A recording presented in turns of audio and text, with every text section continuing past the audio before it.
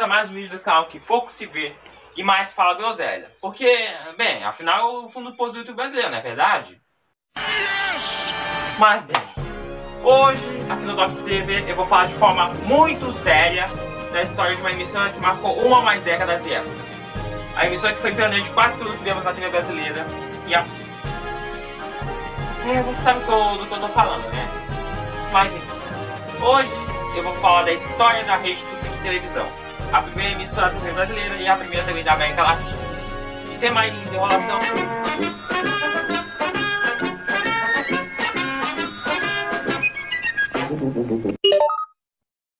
alô? Alô? Ops. Alô? Finalmente, você entendeu? Aqui é o Rafael Alves do Grupo da Informação. Você é aquele lá do dossiê de vinhetas? Produzi o dossiê junto com o Matheus Gregory, mas não estou aqui para eu lhe dar o autógrafo.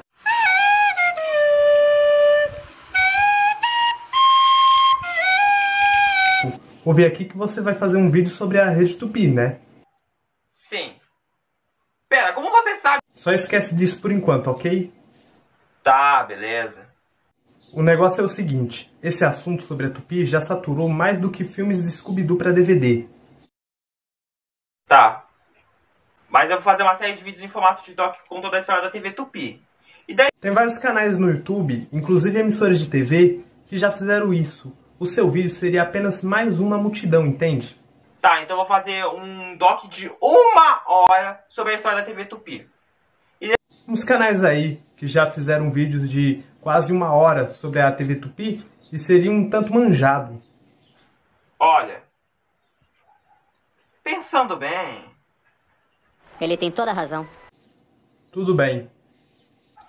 Tá, ok, mas todo mundo já fala de qualquer emissora da TV brasileira que já foi extinta. E eu não gosto de clichês, né?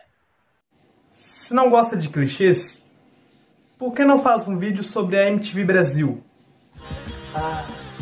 Tá, mas olha... ótima ideia. Que disse? Ótima!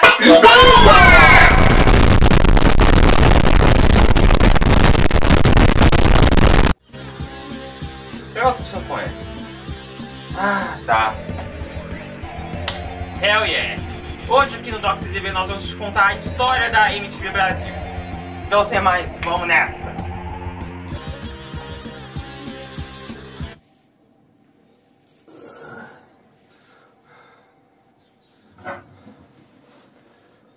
Vixe, que viagem! Agora eu vou olhar a despedida completa da Tupi.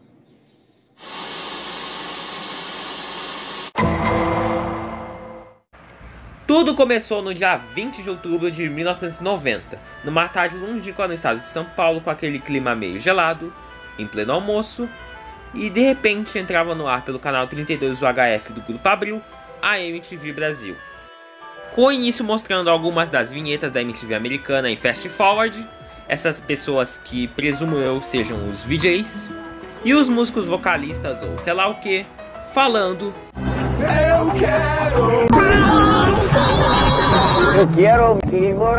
que por si só é uma versão abrasileirada da... Vocês acharam mesmo que esse é o começo da história? Ha! Não. O início vai começar daqui a pouco. Ô, produção, bota o início aqui, poxa.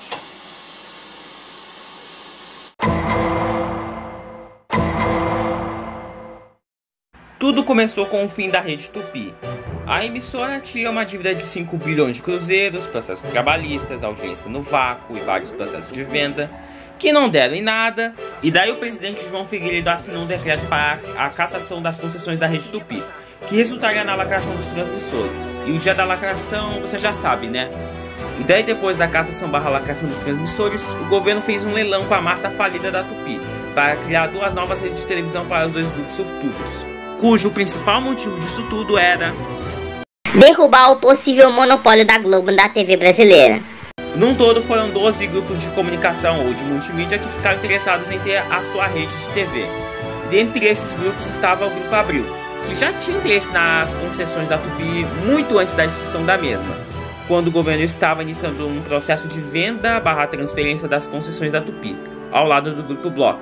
Meses se passaram e adivinhe, a Abril não ganhou!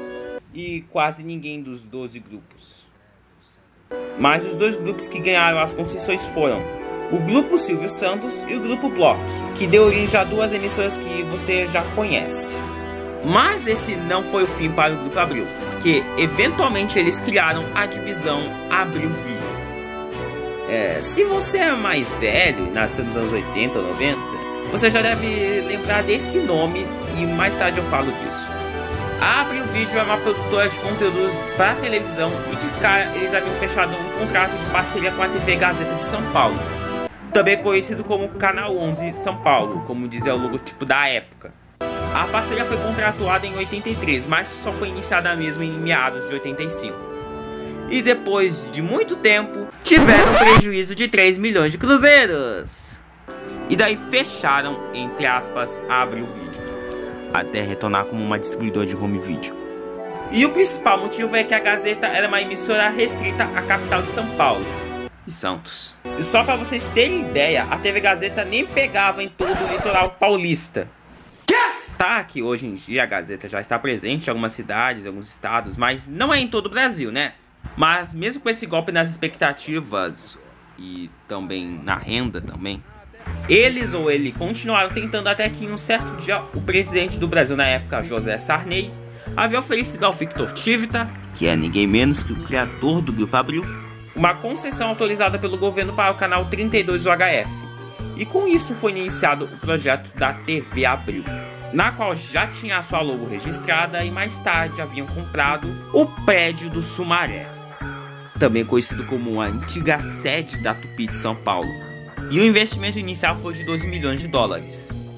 E em 89, a Abril havia comprado os direitos de retransmissão dos canais BBC da Inglaterra e de um canal a cabo americano fundado em 81 chamado Music Television, ou também conhecido como MTV, que inicialmente era de propriedade da Warner Amex, que era uma divisão joint venture da Warner Communications e do Banco American Express, mais conhecido por lá pela sua abreviação Amex.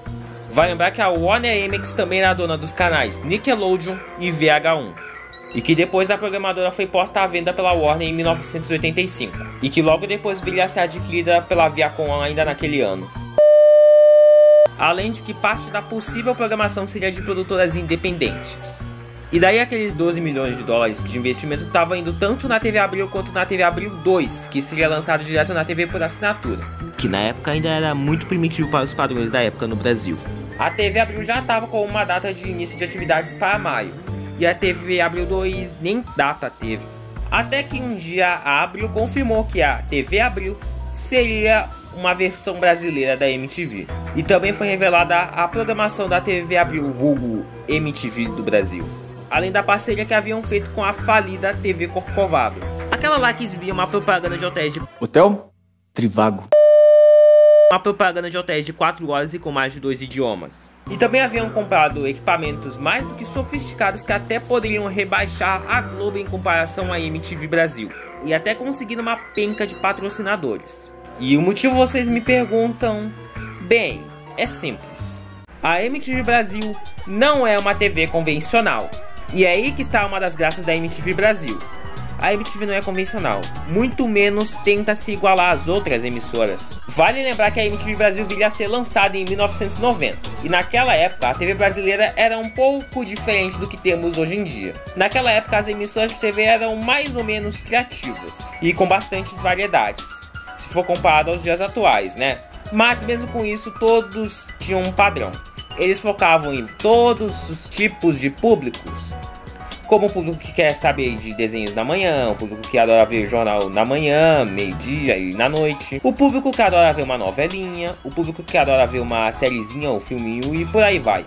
Sem falar de que todos os canais tradicionais são para todas as idades, dependendo do programa ou demografia. E também era tudo mais equilibrado. Já na MTV, o canal não tinha ligação nenhuma com esses canais aí. Sem falar que o canal focava num tipo de público: os adolescentes. Ou também conhecido como o público que gostava de escutar rock ou pop na rádio. Sem falar que a emissora tinha liberdade pra caramba, como falar 1 milhão de palavrões num só canal e deixar o caos se instaurar.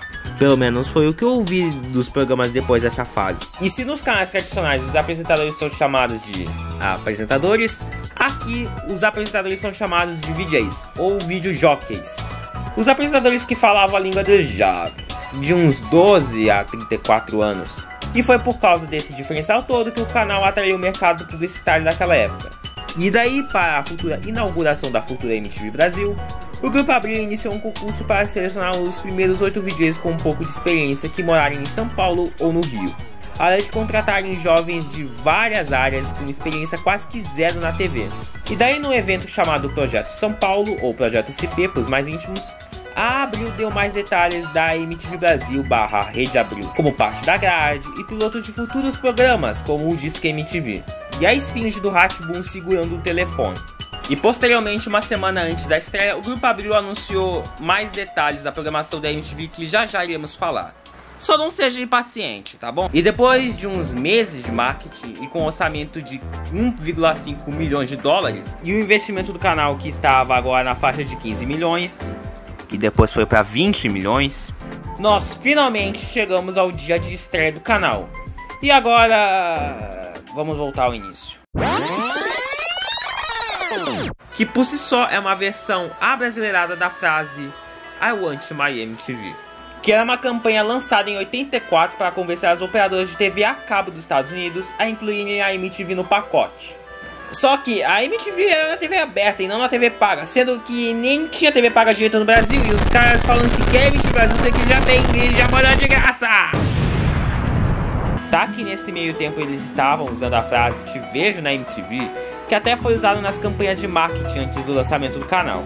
E agora vamos falar do início da programação da fase primordial da MTV, ou a fase 100% musical.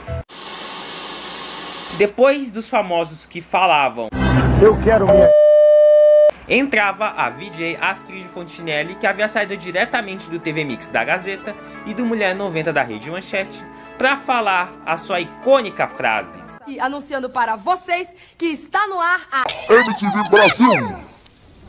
E daí entrava o primeiro clipe do canal, Garotas de Ipanema. Olha que coisa mais linda, mas cheia de graça. Entrava no canal paulista o seu primeiro videoclipe a ser exibido, Garotas de Ipanema, que havia sido especialmente produzido para a estreia da MTV Brasil. E no Rio estava bom. O problema é que não tinha som. E daí, para resolver isso, o que eles fizeram? Isso mesmo! Botaram uma outra música chamada Walk of Life da banda Dire Straits e ainda com as imagens da Garota de Ipanema. E esse problema se persistiu por 60 freaking minutos. 1h10 com esse problema logo no lançamento da MTV Brasil no Rio via TV Corcovado. Mas tudo era por culpa de um computador. Mas depois resolveram isso. Porém, se você já foi dessa época do início dos anos 90 e queria sintonizar a MTV Brasil, especialmente o canal em UHF, bem, o negócio era complicadinho, né? Porque naquela época os televisores que captavam o sinal UHF não eram tão populares e quase ninguém tinha.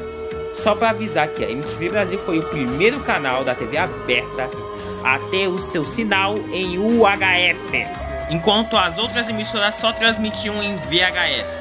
Mas se você quiser, você podia comprar um conversor UHF que custava 1.200 a 2.400 cruzeiros, algo como 87 centavos. Ou se quiser, você podia comprar uma anteninha UHF e uma máquina de VHS, ou fita cassete para os mais íntimos. E depois enfia a antena na máquina e depois faça todos esses procedimentos aí e voilá. Ou é só ter uma antena parabólica e um receptor que de preferência suportasse o Brasilsat 2, enfim. E agora vamos aos programas na ordem desse tablete de programação. Depois do clipão de abertura começava de vez o programa Video Music, que foca em videoclipes. Uau! Talvez esse seja um dos programas mais simples da grade inicial da MTV Brasil.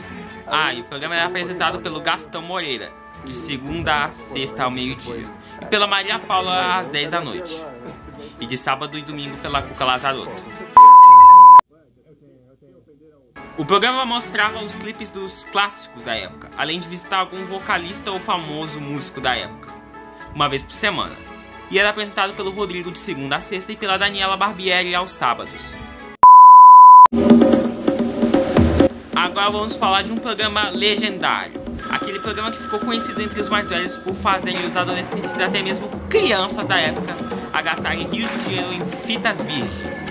E sim, vamos falar do Disque MTV, apresentado inicialmente pela VJ que abriu a MTV Brasil, Astrid Fontenelle. O programa fazia um top 10 de clipes mais votados pelos telespectadores, incluindo você.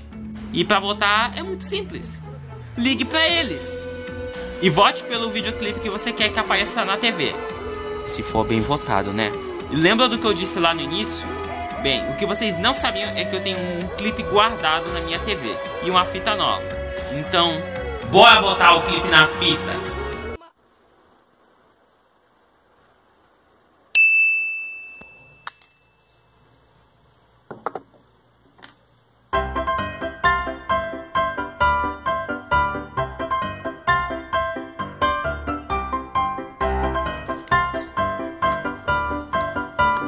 Tadá!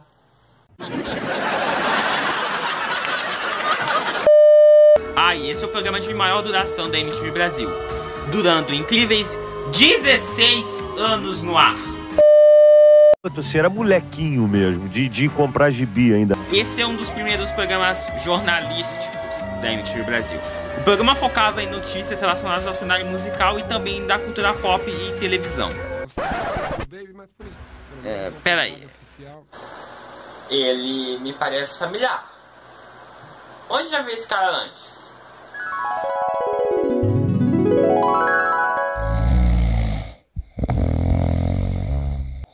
Ô, Zequinha. Você começa.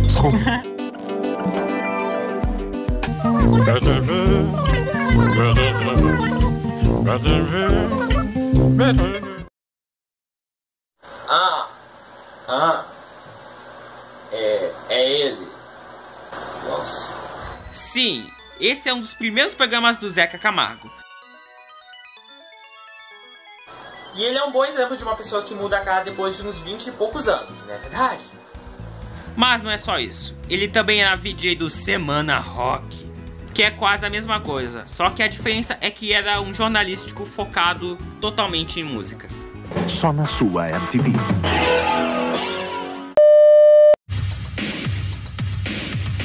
Apresentado pela Cuca Lazarotto de segunda a sexta e pela Maria Paula nos domingos. O programa se consistia em 3 blocos ininterruptos com videoclipes, com muita animação pra ouvir, dançar e gravar. É sério, é o que diz a descrição do programa. Em São Paulo. Mas o Santo André que foi... Meia hora de mini biografia sobre um artista ou banda e 3 videoclipes para fechar o pacote. E era apresentado pela Maria Paula e pelo Gastão. Deve chegar aos cinemas americanos só em junho. Parecido com o MTV no ar, mas totalmente dedicado ao cinema, além de mostrar as trilhas sonoras dos filmes. E era apresentado inicialmente pelo Chris Paul. Lançou um disco, não foi muito bem trabalhado. O programa focava no lado indie alternativo do rock, com bem, vocês sabem, né? De shopping na internet algumas coisas e foi hospitalizado em água. Sério, sério. Mais um programa apresentado pelo Gastão? Pelo amor de...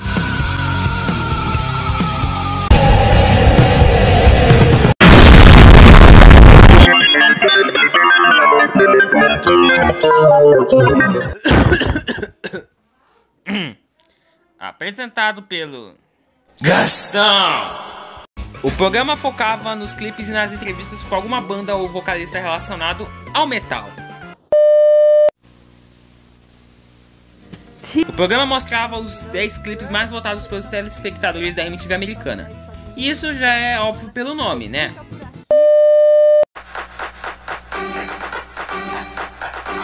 O resumo desse programa é o seguinte: esse é um programa para praticar fitness enquanto escuta alguma música, ou no caso, videoclipes. e era apresentado pela Maria Paula aos sábados.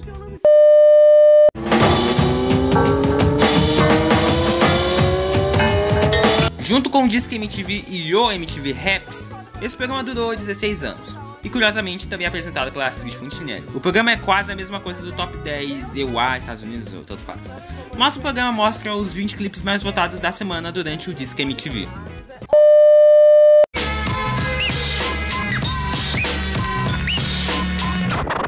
Eu tenho uma perguntinha.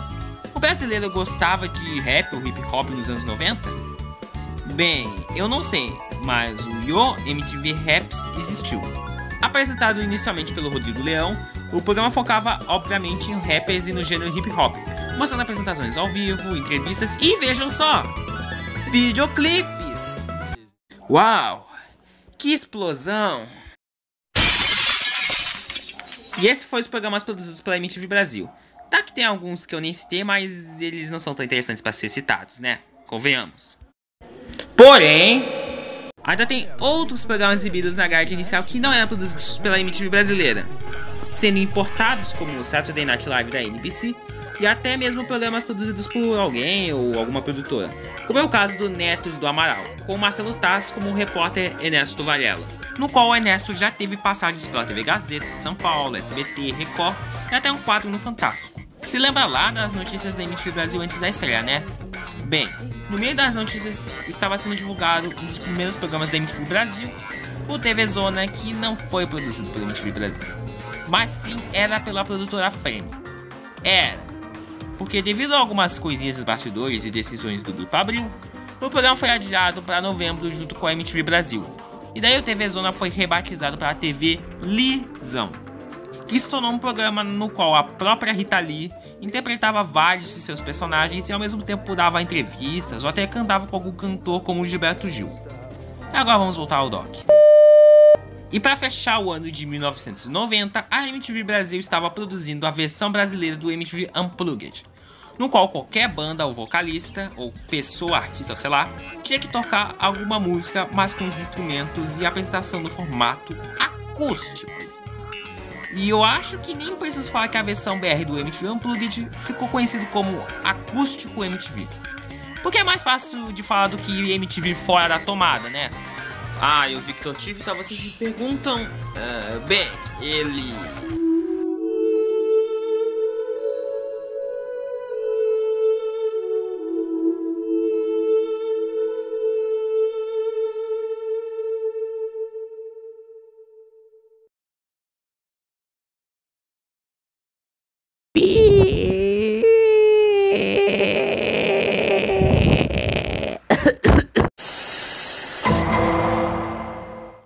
O primeiro acontecimento com a MTV Brasil foi com o Ibope, ou Data Ibope como era conhecido naquela época, que havia anunciado no início do ano que começaria a medir a audiência de canais em UHF, que além da MTV Brasil também tinha a TV Jovem Pan, que havia entrado no ar no final de 1990, em caráter experimental, mas tinha programação.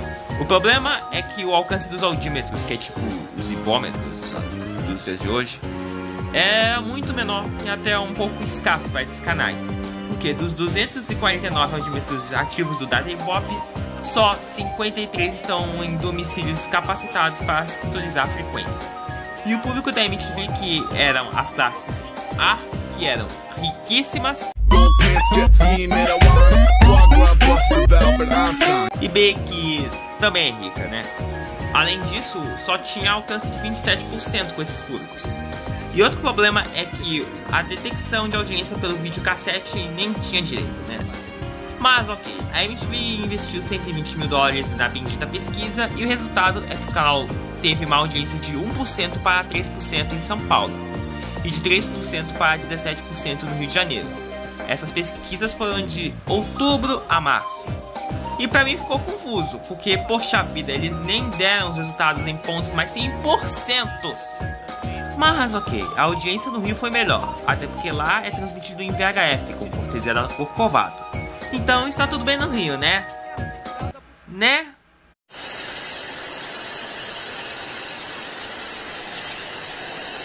A seguir, cenas do próximo capítulo. Nós podemos juntos realizar. de televisão por assinatura. Acho que devia dar um close no Cocar. É mole, mas não sobe. Recorta! Entra lá, Casé, entra lá, junto. Que é esse? Esse foi meu último disco MTV e... Chega esse cara, sem barba. Cara, vamos começar de novo e bota essa porra pra funcionar direito pra gente cantar certo com essa porra.